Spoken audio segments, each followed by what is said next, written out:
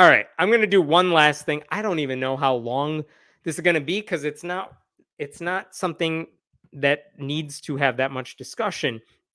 But I didn't see many people talking about this, and it's disturbing. You all know Senator Josh Hawley.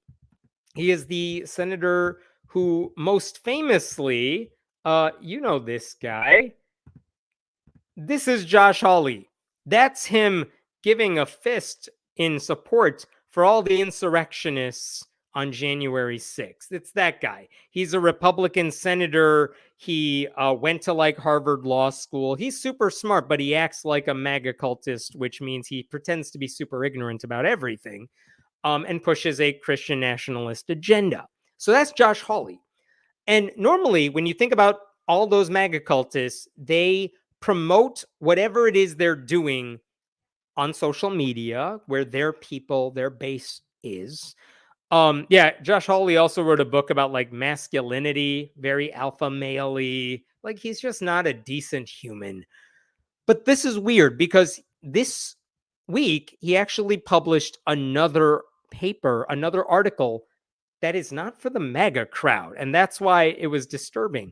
This is from a Christian publication called First Things. It is like an academic journal for Christians. First Things.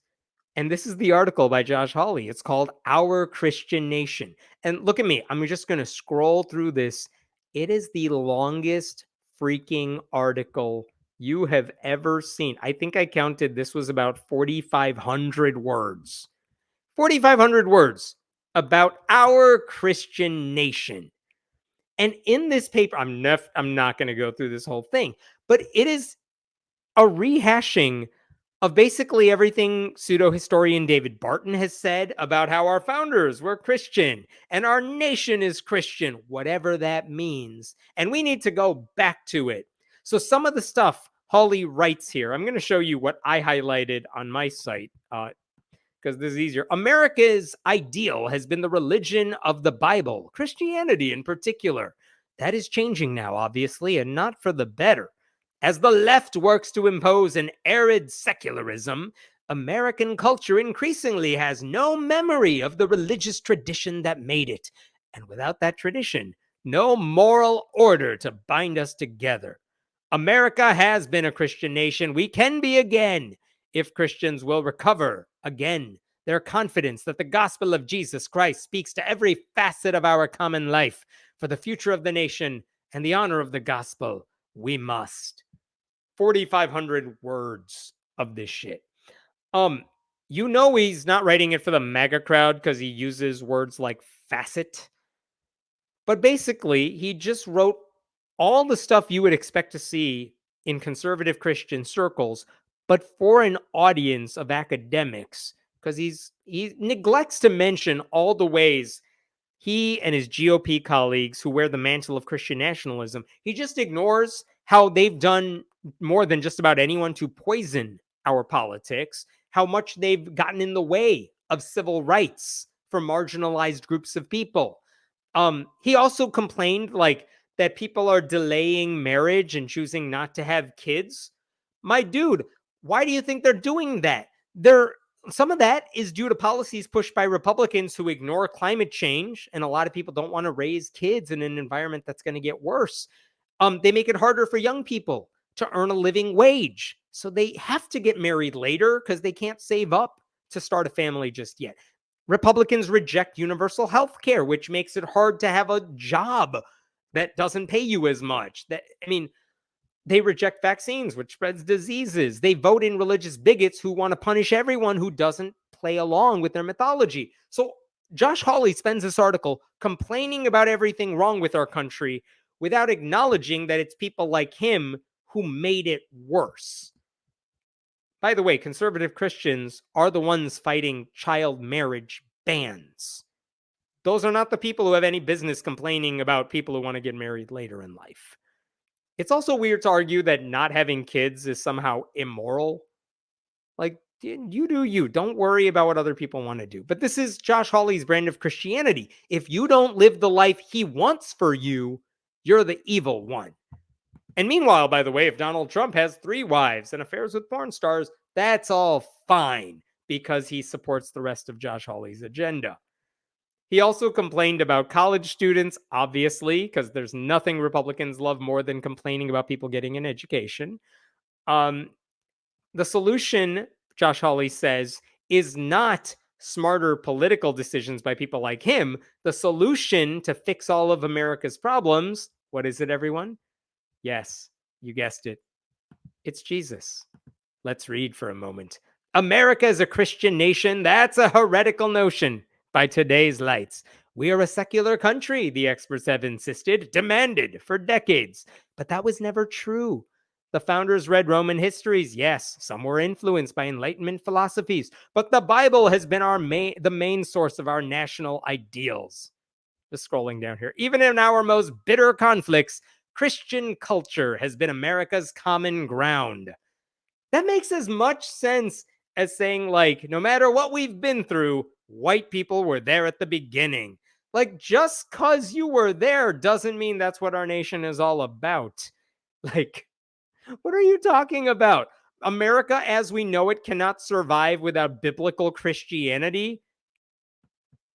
Europe seems to be doing just fine without biblical Christianity, even in Christian countries.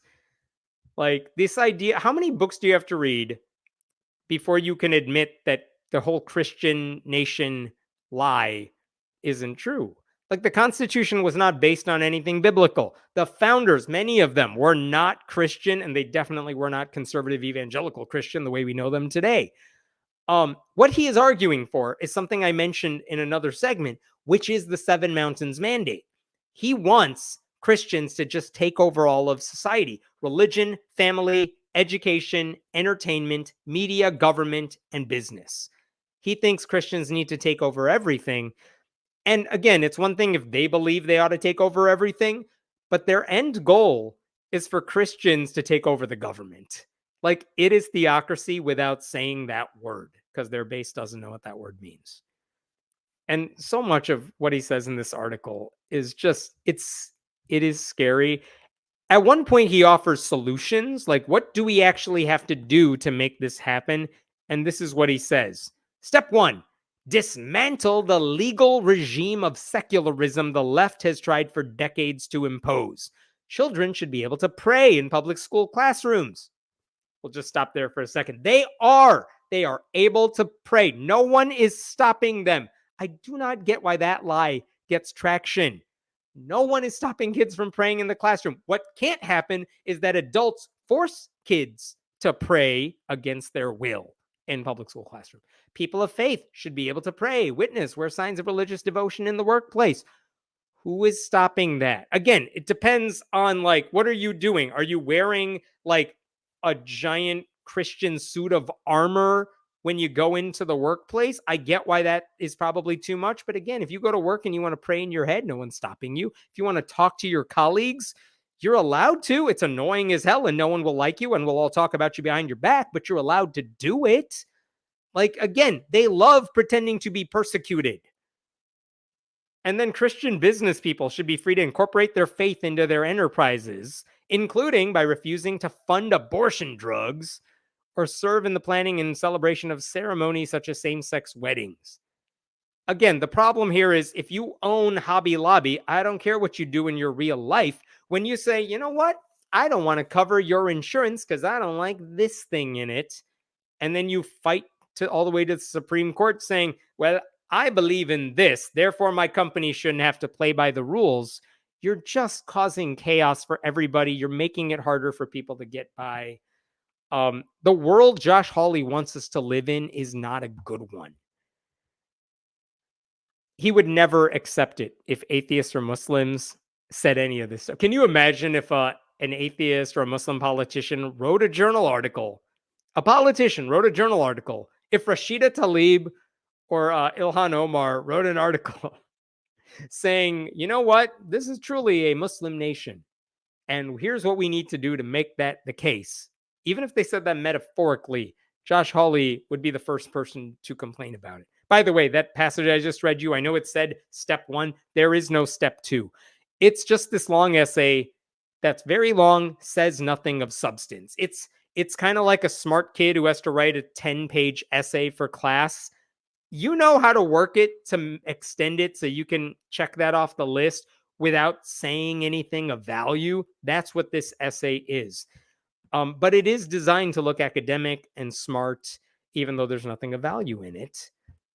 And again, we already know what a Christian nation looks like in Josh Hawley's mind. It looks like a guy pumping a fist to insurrectionists to take over the Capitol.